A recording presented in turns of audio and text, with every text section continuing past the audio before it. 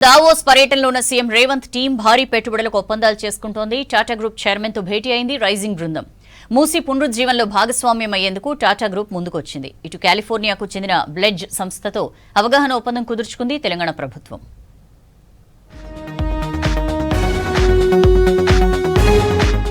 పెట్టుబడులే లక్ష్యంగా CM Revanth team Davos పర్యటన కొనసాగుతోంది. తెలంగాణ పెవిలియన్ లో భారీ పెట్టుబడులకు ఒప్పందాలు కుదుర్చుకుంటోంది rising team. Tata chairman Natarajan Chandrasekhar తో భేటీ అయ్యారు రేవంత్. విజన్ 2047 లక్ష్యాలు, పెట్టుబడులకు ఉన్న అనుకూల విధానాలను సీఎం రేవంత్ రెడ్డి వివరించారు. హైదరాబాద్ లో స్టేడియాల అభివృద్ధికి టాటా సహకారం కోరారు రేవంత్ రెడ్డి. స్టేడియాల అప్గ్రేడేషన్ కు టాటా చైర్మన్ సంసిద్ధం వ్యక్తం చేశారు. మూసీ నది పునర్జీవనంలో భాగస్వామ్యం అయ్యేందుకు టాటా గ్రూప్ ఆసక్తి చూపింది. తెలంగాణలో హోటళ్లు, రిసార్ట్స్ ఏర్పాటుపై ఆసక్తి చూపారు టాటా ప్రతినిధులు.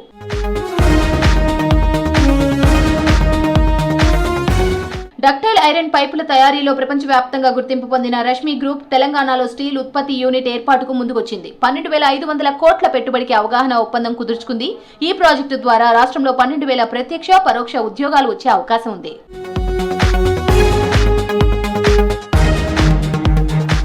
ప్రపంచంలో అతిపెద్ద బీరు తయారీ సంస్థగా పేరుగాంచిన ఏబీ ఇన్బేవ్ తెలంగాణలో ఇప్పటికే ఉన్న తన తయారీ యూనిట్ ను విస్తరించేందుకు భారీగా పెట్టుబడి పెట్టనున్నట్లు తెలిపింది. ప్రస్తుతం 2 తయారీ యూనిట్లు నిర్వహిస్తున్న ఏబీ ఇన్బేవ్ సుమారు 600 మందికి ఉపాధి కల్పిస్తోంది.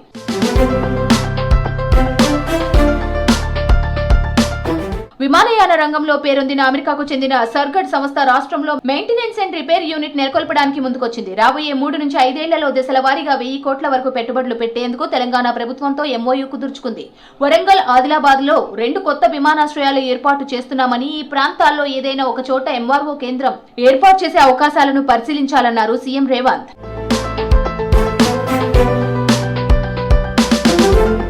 కాలిఫోర్నియాకు చెందిన బ్లైజ్ సంస్థతో అవగాహన ఒప్పందం కుదుర్చుకుంది తెలంగాణ ప్రభుత్వం. ఈ సంస్థ డేటా సెంటర్, ఆర్టిఫిషియల్ కంప్యూటింగ్ కి తక్కువ శక్తి వినియోగించే AI hardware, full stock software ను అభివృద్ధి చేస్తోంది. వరల్డ్ ఎకనామిక్ ఫోరం సదస్సులో బ్లైజ్ కో ఫౌండర్ సీఈఓ దినకర్ ముఖ్యమంత్రి రేవంత్ రెడ్డితో ప్రత్యేకంగా సమావేశమయ్యారు.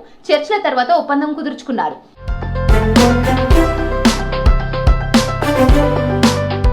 క్లీన్ ఎనర్జీ రంగంలో తెలంగాణ మరో ముందడుగు వేసింది. 6,000 కోట్ల పెట్టుబడితో స్మాల్ మాడ్యులర్ రియాక్టర్ ఎస్ఎంఆర్ ఆధారిత విద్యుత్ ప్రాజెక్టు అభివృద్ధికి స్లోవాకియాకు చెందిన న్యూక్లియర్ ప్రొడక్ట్స్ సంస్థ ముందుకొచ్చింది. ఈ మేరకు రాష్ట్ర ప్రభుత్వానికి ఆ సంస్థ ఎక్స్ప్రెషన్ ఆఫ్ ఇంట్రెస్ట్ ఈఓఐ ను సమర్పించింది. తెలంగాణ ప్రభుత్వం క్లీన్ అండ్ గ్రీన్ ఎనర్జీ ప్రాజెక్టులను ప్రోత్సహించేందుకు సిద్ధంగా ఉందన్నారు ముఖ్యమంత్రి రేవంత్ రెడ్డి. ఈ ప్రాజెక్టు మొత్తం పెట్టుబడి విలువ దాదాపు 6,000 కోట్లు ఉంటుందన్నారు.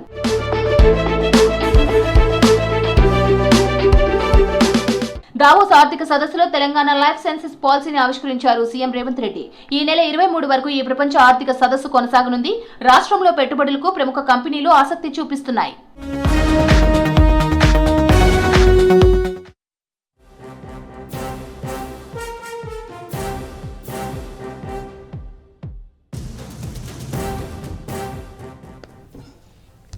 నాగ్పూర్ టీ20లో భారత్ భారీ స్కోర్ చేసింది. నిర్ణీత 20 ఓవర్లకు 7 వికెట్లు కోల్పోయి 238 పరుగులు చేసింది. చివరిలో రింకు సింగ్ ధనాధన్ ఇన్నింగ్స్ తో భారత్ భారీ స్కోర్ చేసింది.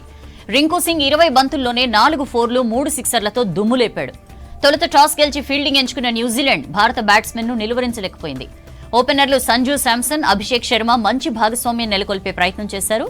అయితే జట్టు స్కోర్ 18 పరుగుల దగ్గర సంజు శాంసన్ అవుట్ అయ్యాడు. ఆ తర్వాత వికెట్ పడకుండా అభిషేక్ శర్మ స్కోర్ను పరుగు పెట్టించాడు. ధనాధన్ షాట్లతో అర్ధ సెంచరీ పూర్తి చేసుకున్న అభిషేక్ 35 బంతుల్లో 5 ఫోర్లు 8 సిక్సర్లతో 84 పరుగులు చేశాడు. ఫస్ట్ డౌన్లో వచ్చిన ఇషాన్ కిషన్ నిరాశపరిచిన సూర్యకుమార్ యాదవ్ స్కై షాట్స్ తో అలరించాడు. ఇటు హార్దిక్ పాండ్యా సైతం రాణించడంతో భారత్ భారీ స్కోర్ చేసింది. కివీస్ బౌలర్స్ లో జాకబ్ జామ్సన్ కు తలో 2 వికెట్లు దక్కాయి.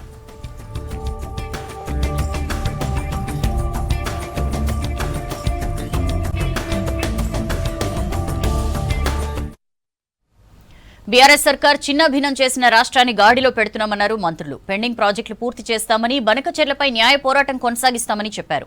ఈఎస్ఐ హాస్పిటళ్లలో మెరుగైన వైద్యం అందించి కార్మికుల సంక్షేమం కోసం చర్యలు తీసుకుంటున్నామని చెప్పారు.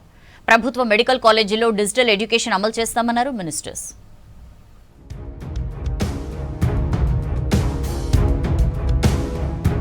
రాష్ట్రంలో సంపద పెంచి అందరికీ సమానంగా పంచుతామన్నారు డిప్యూటీ సీఎం బట్టి విక్రమార్క. గతంలో బీఆర్ఎస్ ప్రభుత్వం ఇండ్ల పేరుతో ప్రజలను మోసం చేసిందన్నారు. కాంగ్రెస్ అధికారంలోకి వచ్చాక 4,50,000 ఇండ్లను నిర్మించామని చెప్పారు. జగిత్యాలలో మంత్రి తుమ్మల నాగేశ్వరరావుతో కలిసి వివిధ అభివృద్ధి పనులకు శంకుస్థాపన చేశారు బట్టి. రాష్ట్ర ఆర్థిక వ్యవస్థను బీఆర్ఎస్ సర్కార్ చిన్నాభిన్నం చేసిందన్నారు మంత్రి తుమ్మల.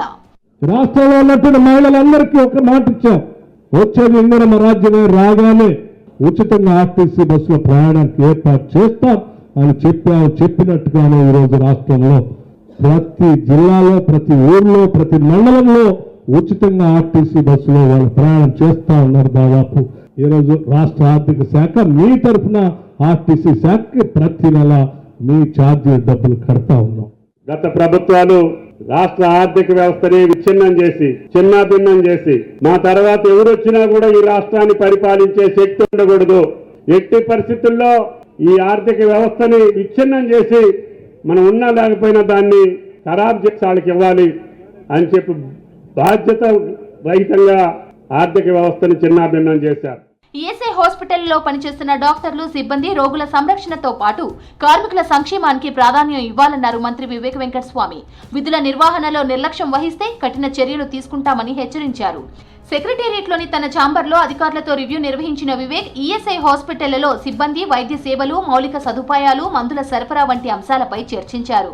కేంద్రం నుంచి రావాల్సిన నిధులు త్వరగా వచ్చేలా చర్యలు తీసుకోవాలని సూచించారు. మంచిర్యాల జిల్లా మందమర్రి లేదా ఆర్కే పురంలో ఈఎస్ఐ డిస్పెన్సరీ ఏర్పాటుకు స్థల పరిశీలన చేయాలని ఆదేశించారు.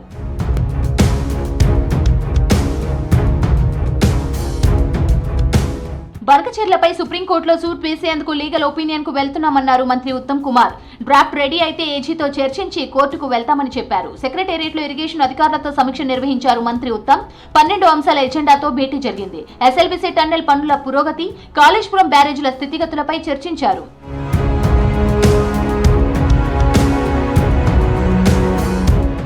కేసీఆర్, కేటీఆర్, హరీష్ రావులు ముందు తమ ఇంట్లో పంచాయతీ తేల్చుకోవాలన్నారు మంత్రి కోమటిరెడ్డి వెంకటరెడ్డి. కేసీఆర్ జీతభత్యాలు తీసుకుంటూ అసెంబ్లీకి రాకుండా ఫామ్ హౌస్ కే పరిమితమయ్యారని ఆరోపించారు. మేడ్చల్ జిల్లా శామీర్పేటలో ముఖ్య కార్యకర్తల సమావేశానికి హాజరయ్యారు మంత్రి కోమటిరెడ్డి. ఇంకా ఈ 3 ఏళ్లే కాదు, ఇంకొచ్చే 5 ఏళ్ళు, ఆ 5 ఏళ్ళు కూడా తెలంగాణ ఇచ్చిన పార్టీని అధికారంలో ఉంటుంది. ఏం అనుమానం లేదు. మా మల్కాజిల్లాలో 3 గెలవబోతున్నాం. నీ సొంత బిడ్డనే బయటికి వెళ్ళి ఇంట్లోకి వెళ్ళి నీ సొంత బిడ్డకి సమాధానం చెప్పు, మాట్లాడు. నేను నాతో మాట్లాడాలంటే మీకు చాలా చాలా టైం ఉంది బాబు. మీ స్థాయి నా స్థాయి కాదు. కేటీఆర్, హరీష్, కవితకు సమాధానం చెప్పురే. ఫోన్ ట్యాపింగ్ పై కవిత అడిగిన ప్రశ్నలకు కేటీఆర్, హరీష్ సమాధానం చెప్పాలన్నారు మంత్రి పొన్నం ప్రభాకర్. ప్రజాపాలనపై బీఆర్ఎస్ నేతలు తప్పుడు ప్రచారం చేస్తున్నారని మండిపడ్డారు. సీఎం విదేశాల నుంచి వచ్చిన తరువాత 2014 నుంచి 2026 జనవరి వరకు సింగరేణికి వచ్చిన గనులపై విచారణ జరిపేందుకు సిద్ధంగా ఉన్నామన్నారు పొన్నం. ఏ హరీష్ రావు గారు, ఏ కేటీఆర్ గారు అయితే జరుగుతూ ఉన్నారు. ముఖ్యమంత్రి గారు విదేశాల నుంచి వచ్చిన తర్వాత 2014 నుంచి ఇచ్చినటువంటి అన్ని గనులతో సహా 2026 జనవరికి ఇచ్చినటువంటి అన్నిటి మీద కూడా ఎంక్వైరీ చేయడానికి మాకేం అభ్యంతరం లేదు. తప్పకుండా హరీష్ రావు గారు ఒక లేఖ రాయండి. ఈ ప్రభుత్వం పారదర్శకత్వంగా మొత్తం సమాచారాన్ని తెలంగాణ ప్రజల ముందు ఉంచేటువంటి ప్రయత్నం చేస్తుంది. 1 కోటి మంది మహిళలను కోటీశ్వరులను చేయడమే లక్ష్యమన్నారు మంత్రి సీతక్క. 10 ఏళ్లు పాలన చేసిన బీఆర్ఎస్ రాష్ట్ర ఆర్థిక పరిస్థితిని దిగజార్చిందని విమర్శించారు. నిజామాబాద్ జిల్లా భీమ్గల్లో 52 కోట్లతో అభివృద్ధి పనులకు శంకుస్థాపన చేశారు సీతక్క. కాంగ్రెస్ పార్టీ పేదల సంక్షేమం కోసం పనిచేసే పార్టీ, మహిళా అభివృద్ధి కోసం కృషి చేసే పార్టీ.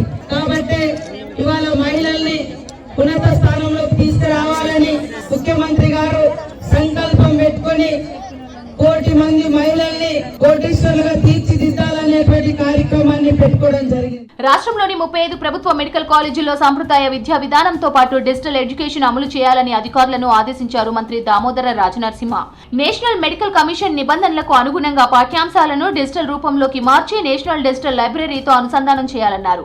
బోధనా ఆసుపత్రుల్లో విద్యార్థులకు క్లినికల్ కేస్ స్టడీలను వివరించేందుకు టెలిమెడిసిన్ విధానాన్ని వినియోగించుకోవాలని సూచించారు. విద్యార్థుల నైపుణ్యాలను ఎప్పటికప్పుడు పరీక్షించేలా ప్రత్యేక సాఫ్ట్వేర్ ను రూపొందించుకోవాలని వైద్య శాఖ సమీక్షలో ఆదేశించారు మంత్రి దామోదర.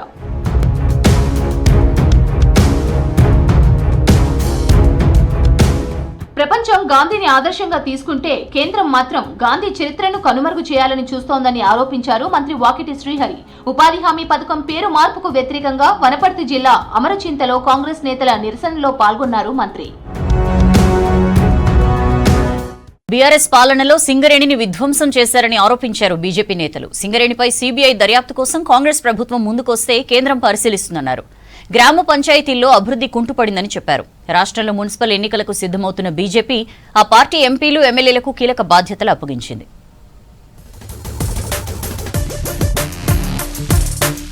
పదేళ్ల బీఆర్ఎస్ పాలనలో సింగరేణి సంస్థను అన్ని రకాలుగా విధ్వంసం చేశారని ఆరోపించారు కేంద్ర మంత్రి కిషన్ రెడ్డి. గతంలో లాభాల బాటలో ఉన్న సింగరేణి ఇప్పుడు సమస్యల్లో ఉందన్నారు. సింగరేణిలో కేంద్రం ఎప్పుడూ జోక్యం చేసుకోలేదన్నారు. నైని గనులపై కేంద్రం సహకరిస్తున్నా టెండర్లను రాష్ట్ర ప్రభుత్వం ఎందుకు ఆలస్యం చేస్తోందని ప్రశ్నించారు. సింగరేణిపై సీబీఐ దర్యాప్తునకు రాష్ట్రం ముందుకొస్తే కేంద్రం పరిశీలిస్తుందని చెప్పారు కిషన్ రెడ్డి. గత సంవత్సరమే దీనికి సంబంధించినటువంటి టెండర్ల ప్రక్రియ పూర్తి చేయడానికి అన్ని రకాలుగా అనుమతులున్నాయి.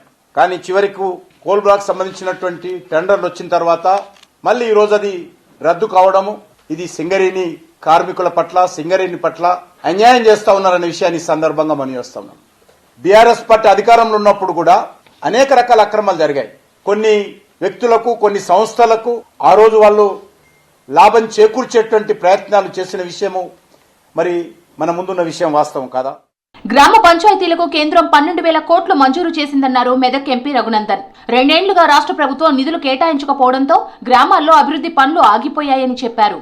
ఈ ఏడాది మార్చి 31లోగా కేంద్ర నిధులతో అభివృద్ధి కార్యక్రమాలు చేపట్టాలన్నారు. మెదక్ జిల్లా రామాయంపేట మండలం అక్కన్నపేటలో జెడ్పీ స్కూల్ను ఆకస్మికంగా తనిఖీ చేశారు. విద్యార్థులతో కలిసి భోజనం చేశారు. నేను అడుగుతున్న కాంగ్రెస్ ప్రభుత్వాన్ని, రేవంత్ రెడ్డి గారిని, మీరు ముఖ్యమంత్రి అయిన 2 సంవత్సరాల్లో ఒక్కొక్క పంచాయతీకి ఎన్ని పైసలు ఇచ్చారో చెప్పురు ఒకసారి. గ్రామ పంచాయతీలలో సర్పంచులు చేసిన బిల్లులు రాక పంచాయతీ సెక్రటరీలు పరువు పోతుందని బ్లీచింగ్ పౌడర్ కి, లైట్లకి, రిపేర్ కి ఒక్కొక్క పంచాయతీ సెక్రటరీ 2 లక్షల దాకా ఖర్చు పెట్టుకుంటే భారత ప్రభుత్వం 1250 కోట్లు ఇప్పటికే జాతీయ ఉపాధి హామీ పథకం కింద పంపిస్తే ఇవాళ దాకా ఏం చేయాలో అర్థం కాక ఖాళీ కూర్చొని నిన్న కాక మన గ్రామ పంచాయతీలకు ఎన్నికలు పెట్టి ఔటా అధ్యక్షుడు ఓయూ ప్రొఫెసర్ మనోహర్ ను సస్పెండ్ చేయడాన్ని తీవ్రంగా ఖండిస్తున్నామన్నారు బీసీ సంక్షేమ సంఘం జాతీయ అధ్యక్షుడు ఎంపీ ఆర్ కృష్ణయ్య. మనోహర్ పై సస్పెన్షన్ ఎత్తివేయాలని రిజిస్ట్రార్ ప్రొఫెసర్ నరేష్ రెడ్డిని కలిసి కోరారు. యూనివర్సిటీ అధికారులు ఫ్యాకల్టీ డెవలప్మెంట్, చదువులు, రీసెర్చ్, విద్యార్థుల సౌకర్యాలపై ఫోకస్ పెట్టకుండా కక్ష సాధింపు చర్యలకు పాల్పడుతున్నారని ఆరోపించారు. ప్రొఫెసర్ మనోహర్ గారిని సస్పెండ్ చేయడం తీవ్రమైన విషయం. దీన్ని ఏకపక్షంగా చేశారు. దీన్ని అన్కండిషనల్గా ఉపసంహరించుకోవాలని రిజిస్ట్రార్ గారికి చెప్పడం జరిగింది. యూనివర్సిటీ నిరంకుశంగా పోతుంది. యూనివర్సిటీ ఫ్యాకల్టీ డెవలప్మెంట్ మీద, చదువు మీద, రీసెర్చ్ మీద, పిల్లలకు సౌకర్యాలు కల్పించడం మీద దృష్టి పెట్టకుండా కక్ష సాధింపు చర్యల మీద యూనివర్సిటీ పాలన కొనసాగుతుంది. ఈ వైఖరి మార్చుకోవాలని చెప్పి రిజిస్ట్రార్ దృష్టికి తేవడం జరిగింది. రాష్ట్రంలో మున్సిపల్ ఎన్నికలకు బీజేపీ రెడీ అవుతోంది. ఆ పార్టీ ఎంపీలు, ఎమ్మెల్యేలకు కీలక బాధ్యతలు అప్పగించింది. నియోజకవర్గాల వారీగా సర్వేలు నిర్వహిస్తున్నారు నేతలు. ఉమ్మడి కరీంనగర్, ఆదిలాబాద్, నిజామాబాద్, మహబూబ్ నగర్ జిల్లాలపై ఫోకస్ పెట్టారు పార్టీ పెద్దలు. మిగిలిన జిల్లాల్లో బీజేపీ స్టేట్ చీఫ్ రామచంద్రరావు పర్యటిస్తున్నారు. సీఎం చంద్రబాబు, మంత్రి లోకేష్ దావోస్ టూర్ కొనసాగుతోంది. 2వ రోజు వరల్డ్ ఎకనామిక్ ఫోరంలో పాల్గొన్న నేతలు పలు కంపెనీల ప్రతినిధులతో భేటీ అయ్యారు. ఇజ్రాయెల్ వాణిజ్య, పరిశ్రమల మంత్రితో సమావేశమయ్యారు సీఎం చంద్రబాబు. అమరావతిని సైబర్ సెక్యూరిటీ సిటీగా తీర్చిదిద్దేందుకు సహకారం అందించాలని కోరారు బాబు. కూటమి ప్రభుత్వంలో అన్ని వ్యవస్థలు నిర్వీర్యమయ్యాయన్నారు మాజీ సీఎం జగన్.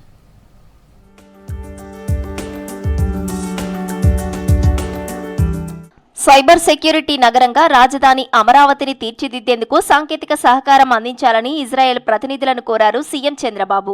దావోస్లో పర్యటిస్తున్న సీఎం ఇజ్రాయెల్ వాణిజ్య, పరిశ్రమల మంత్రి నీర్ బర్కత్, ట్రేడ్ కమిషనర్ రోయ్ పిషర్తో సమావేశమయ్యారు. విశాఖ, చెన్నై కారిడార్లో యుఏవీ డ్రోన్ల తయారీ, తీర ప్రాంత గస్తీ, వ్యవసాయ రంగంలో వినియోగానికి డ్రోన్ల తయారీ, వ్యర్థ జలాల రీసైక్లింగ్ సాంకేతికతపై సహకారాన్ని కోరారు. అంతకుముందు స్విట్జర్లాండ్ దేశ ప్రతినిధి బృందంతో భేటీ అయ్యారు బాబు. ఏపీ, స్విట్జర్లాండ్ మధ్య వివిధ రంగాల్లో వాణిజ్య సంబంధాలపై చర్చించారు. దావోస్లో ఎన్విడియా గ్లోబల్ ఏఐ ఇనిషియేటివ్స్ ఉపాధ్యక్షురాలు కాలిస్టా రెడ్మండ్తో సమావేశమయ్యారు సీఎం. అమరావతిలో దేశంలోనే తొలి ఏఐ యూనివర్సిటీ ఏర్పాటుపై చర్చించారు. దీనిపై ఇప్పటికే ఏపీతో ఒప్పందం చేసుకున్నట్టు సీఎంకు వివరించారు కాలిస్టా. ఆ తర్వాత దావోస్లో జరిగిన సమావేశాలపై ఏపీ బృందంతో ప్రత్యేకంగా సమీక్షించారు Chandrababu. Meta vice president global policy head Kelvin మార్టిన్తో భేటీ అయ్యారు మంత్రి లోకేష్.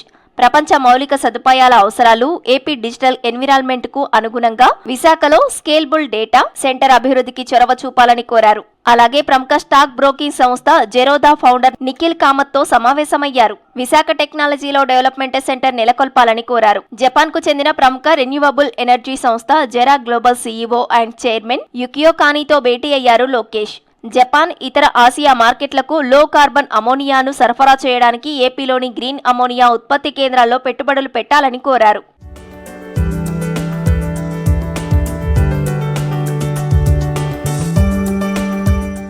కూటమి ప్రభుత్వంలో అన్ని వ్యవస్థలు నిర్వీర్యం అయ్యాయన్నారు మాజీ సీఎం జగన్. ఏ ఒక్క వర్గానికి ఏ మేలు చేయని ప్రభుత్వం కూటమి ప్రభుత్వం అన్నారు. ప్రభుత్వంపై ప్రజల్లో తీవ్ర వ్యతిరేకత ఉందని చెప్పారు. ఇలాంటి పరిస్థితుల్లో ప్రజలకు తోడుగా వైసీపీ ఉంటుందన్నారు. ప్రభుత్వానికి 3 ఏళ్లు మాత్రమేనని, ఏడాదిన్నర తర్వాత పాదయాత్ర మొదలు పెడతానని, అలా దాదాపు ఏడాదిన్నర పాటు ప్రజల్లోనే ఉంటానని చెప్పారు జగన్. నాయన చంద్రబాబుని తెచ్చుకున్నాము అనే పరిస్థితిలో ఈరోజు రైతులు బాధపడతా ఉన్నారు. మీరే చూడండి, వ్యవసాయం, చదువులు, విద్య, వైద్యం, ఈ 3 ఏ ప్రభుత్వమైనా కూడా తమ బాధ్యతగా నడిపే వ్యవస్థలు. 3 వ్యవస్థలు పూర్తిగా కుప్పకూలిపోయినాయి. 4వ వ్యవస్థ లా అండ్ ఆర్డర్. ఈరోజు రెడ్ బుక్ రాజ్యాంగంతో 4వ వ్యవస్థ పూర్తిగా దిగజారిపోయిన పరిస్థితిలోకి ఈరోజు కనిపిస్తా ఉంది. శ్రీవారి బ్రహ్మోత్సవాలు, వైకుంఠ ఏకాదశి స్ఫూర్తితో 25న జరగనున్న స్వామివారి రథసప్తమి కూడా వైభవంగా నిర్వహించాలని అధికారులను ఆదేశించారు టీటీడీ ఈవో అనిల్ కుమార్. జిల్లా పోలీసులు, టీటీడీ అధికారులు, సిబ్బంది సమిష్టి కృషితో రథసప్తమి వేడుకలను పూర్తి చేయాలన్నారు. రథసప్తమి వేడుకలపై రివ్యూ చేశారు ఈవో. ఏర్పాట్లపై అధికారులకు సూచనలు, సలహాలు ఇచ్చారు. రథసప్తమి వేడుకల సందర్భంగా ఈ నెల 24 నుంచి 26 వరకు స్లాటెడ్ సర్వదర్శనం టోకెన్లు జారీ రద్దు చేస్తున్నట్లు తెలిపారు. ప్రోటోకాల్ ప్రముఖులకు మినహా వీఐపీ బ్రేక్ దర్శనాలు కూడా రద్దు చేస్తున్నట్లు చెప్పారు ఈవో.